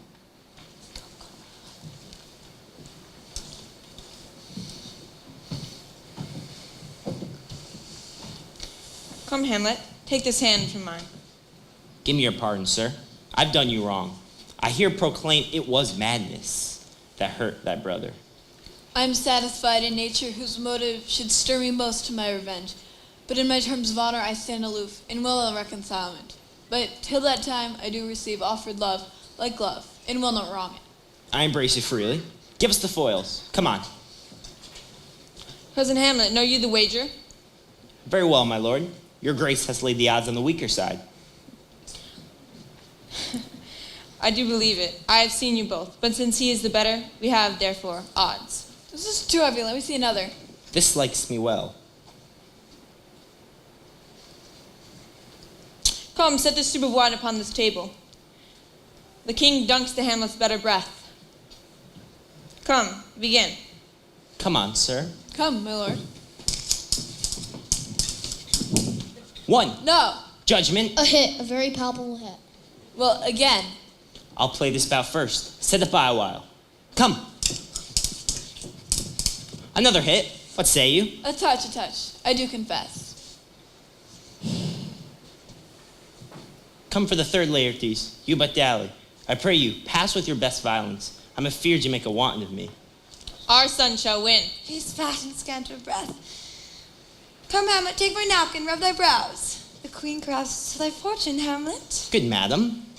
Gertrude, do not drink. I will, my lord, I pray you pardon me. I dare not drink yet, madam, by and by. It is Let the me wipe poison. thy face. 'Tis the poison cup. It is too late. My lord, I'll hit him now. I do not think it. And yet, 'tis almost against my conscience. Come, Laertes. I'm afeard you make a wanton of me. Say you so? Come on. Nothing neither way. How did you now?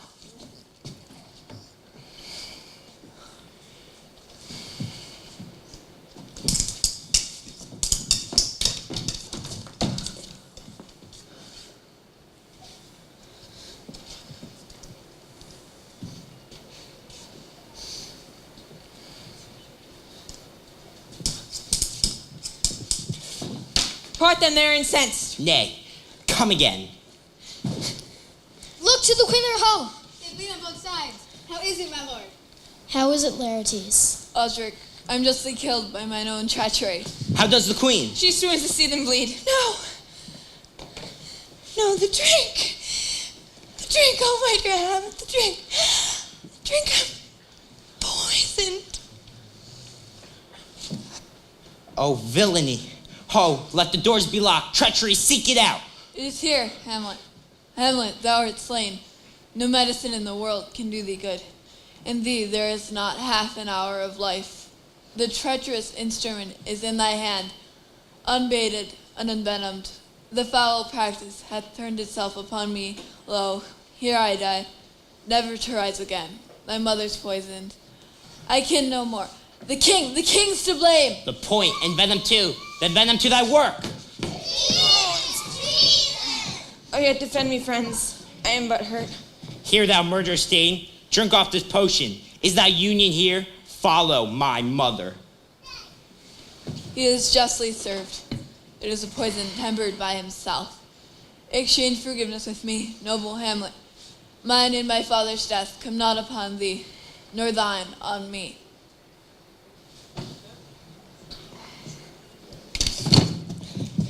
Heaven make thee free of it. I follow thee. Horatio, I am dead. Wretched queen, adieu. You that look pale, the audience of this act, had I but time, oh, I could tell you, but let it be. I am dead, Horatio. Thou livest. Report me and my cause aright, to the unsatisfied. Never believe it. I am more an antique woman than a Dane. Here's yet some liquor left. Good Horatio, what a wounded name. Things standing thus unknown shall live behind me. If thou ever didst hold me in thy heart, tell my story. What warlike noise is this? Young Fortinbras with conquest come from Poland to the ambassadors of England for this warlike volley. Oh, I die, Horatio. The potent poison quite overcrows my spirit. I cannot live to hear the news from England, but I do prophesy the election lights on Fortinbras. He asked my dying voice. So tell him that. Now cracks a noble heart. Good night, sweet prince, and flights of angels sing thee to thy rest. Why does the drum come hither? Where is this sight? His query cries on havoc. O proud death, in what feast is toward in thine eternal cell? So bloody that thou so many princes at the shot, so bloodiest has struck. The sight is dismal, and after the fears from England come too late, the ears are senseless that should give us full hearing, to tell him that the commandment is fulfilled, that Rosencrantz and Guildenstern are dead. Where shall we have our thanks? Not from his mouth. Had it the ability of life to thank you, he never gave commandment for their death. But upon this bloody question, you from the Polack wars, and you from England, give order that these bodies, high on a stage, be placed to view, and let me speak to the yet unknowing world how these things came about. So shall you hear of carnal, bloody, and unnatural acts, of accidental judgments, casual slaughters, of death put on by cunning and forced cause, and, in this upshot, purposes mistook, fallen on the inventor's reeds. All this can I truly deliver. Let us task to hear it, and call the noblest to the audience. For me, with sorrow, I embrace my fortune, which now, to claim my vantage, doth invite me. Of that I shall have also cause to speak, and from his mouth his voice will draw on more. For that the same be presently performed, even while men's minds are wild, this more mischance on plots and errors happen. Let 4 captains bear Hamlet like a soldier to the stage, where he was likely, had he been put on, to have proved most loyally and for his passage. Speak loudly for him. Take up the bodies, such a sight as this becomes the field, and here shows much amiss. Go, bid the soldiers, shoot.